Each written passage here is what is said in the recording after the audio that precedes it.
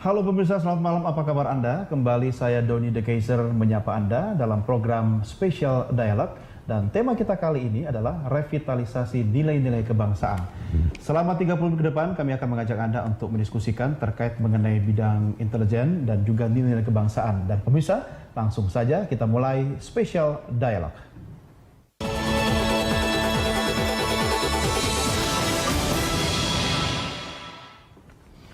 Ya, pemirsa, nilai-nilai kebangsaan dewasa ini memang terasa agaknya semakin luntur.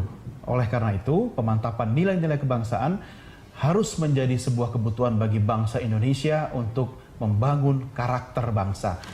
Lalu bagaimana peran intelijen dalam revitalisasi nilai-nilai kebangsaan ini? Kita akan segera membahasnya. Telah hadir bersama saya pengamat intelijen dan juga pengamat pertahanan yaitu Ibu Dr. Susaning Tias Nevo Handayani Kertopati. Selamat malam Bu Susan, apa kabar? Apa kabar? Sehat? Mas Doni, alhamdulillah. Negara kita aman nggak sekarang Bu? Insya Allah. Aman.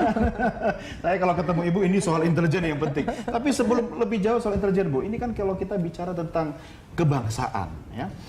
Ada yang mengatakan bahwa mulai dekadensi kebangsaan, ada nilai-nilai kebangsaan yang semakin luntur. Dari kacamata intelijen Anda melihatnya seperti apa?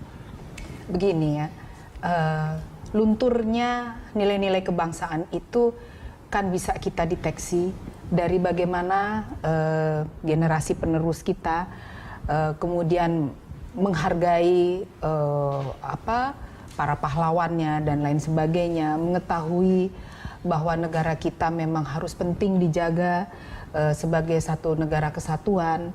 Itu saya rasa memang belakangan ini banyak sekali mengalami kemunduran.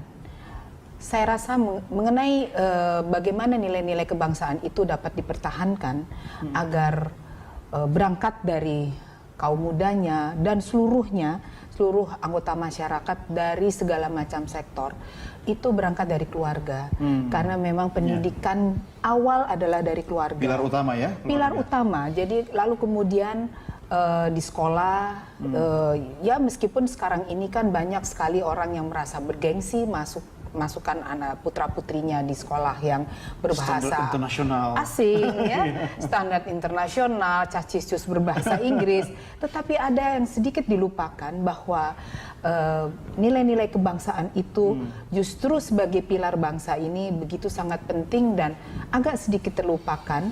Dan itu saya rasa memang mungkin harus terus menjadi suatu hal yang digali dan merupakan hal yang diutamakan di dalam setiap relung-relung kehidupan masyarakat, di dalam pengembangan edukasi, di mana semua itu tidak bisa kita lihat hanya peran Departemen Pendidikan saja, tetapi itu harus holistik, terintegrasi.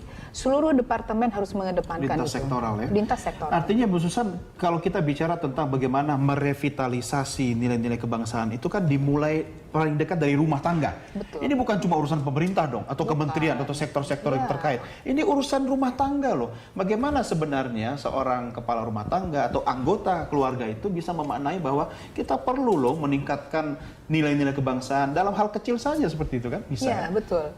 Ya, contohnya saja begini. Kebetulan orang tua saya TNI. Dulu ketika saya kecil, tapi itu kan zaman saya kecil ya. Sekarang kita aja udah umur berapa?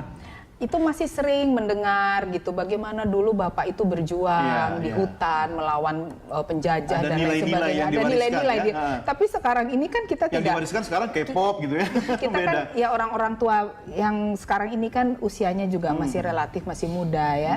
Mereka tidak mengalami masa-masa peralihan, revolusi dan lain sebagainya seperti yang saya alami cerita dari orang tua saya. Medan perjuangannya berbeda. Medan perjuangannya berbeda, tetapi di situ kan tetap saja harus memiliki suatu bentukan-bentukan baru, di mana itu tetap mempertahankan bagaimana unsur edukasi, nilai-nilai kebangsaan, sehingga anak-anak itu ketika besar mereka tetap bangga menjadi anak Indonesia, menjadi bangsa Indonesia. Betul, ini soal bangga menjadi Indonesia. Hal kecil saja, Bu Susan. Waktu kecil kita sering dilibatkan dalam upacara bendera. Betul. Bagaimana ketika mengikuti upacara bendera, sikap sempurna, bendera merah putih naik, atau kita sedang tidak di luar lapangan upacara, tapi ketika bendera naik kita berdiri sikap sempurna. Nah, hal-hal kecil itu sebenarnya kan bisa diterapkan dari keluarga. Kalau istilah NKRI harga mati itu dulu sangat mengemuka, sekarang kok sepertinya cuma menjadi slogan yang kita dapatkan di literatur yang ada di perpustakaan. Di sejarah Gitu sejarah, kan. ya. Saya khawatir nih Bu Susan, lama-lama nanti generasi anak cucu saya ini sudah bukan isu yang seksi lagi untuk dibahas. Bahkan mungkin suatu hal yang kalau orang Jawa bilang itu gila nih. Gila nih ya. Jadi ngapain sih ikut mata kuliah, mata pelajaran itu nih, atau kan? gitu Nggak ya. menarik gitu. Nah, itu sangat berbahaya. Seharusnya juga kita ingat di zaman periode yang lalu ya, itu kan diperkenalkan Sisan Kamrata ya. Sistem pertahanan keamanan rakyat semesta. Itu kita rasa tuh dulu jika mendengar hal itu aduh jadul. Tapi sebenarnya kalau kita kembalikan sekarang ini itu penting karena dengan masih relevan nggak? Relevan sekali kalau untuk menjaga keutuhan bangsa sangat relevan. Mungkin kemasannya saja yang lebih kekinian, dan dapat diterima acceptable bagi apalagi bagi kaum mudanya ya.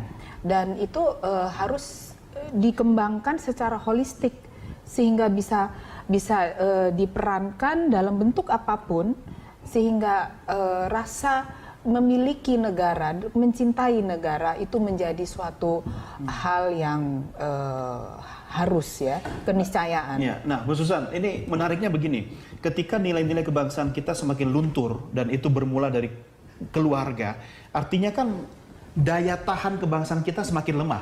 Ibaratnya virus mudah masuk kan? Nah, kalau budaya-budaya asing itu mudah dengan masuk, sementara daya tahan kebangsaan kita sangat lemah, harusnya intelijen kita semakin kuat dong di sini. Bagaimana koneksinya nih untuk menjadi semacam jaring pengaman? Kita kan begini, sekarang kenapa budaya asing mudah sekali masuk?